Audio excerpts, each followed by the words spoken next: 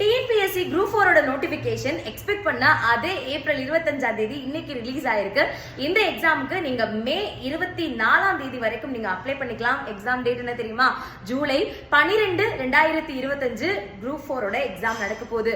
மொத்தமா 3935 வேகன்சி. உங்களுக்கு தெரிஞ்சதுதான் VAO, junior assistant, junior revenue inspector, அந்த டைபிஸ்ட், ஸ்டெனோ டைபிஸ்ட்னு நிறைய வேகன்சிக்கு கீழே 3935. பட் இது இன்னும் இன்க்ரீஸ் ஆகும் அப்படின்றது கண்டிப்பா நமக்கு தெரியும். யாரெல்லாம் உங்க ஃப்ரெண்ட்ஸ் 10th முடிச்சிருக்காங்களோ அவங்க எல்லாருக்குமே இந்த வீடியோவை ஷேர் பண்ணுங்க.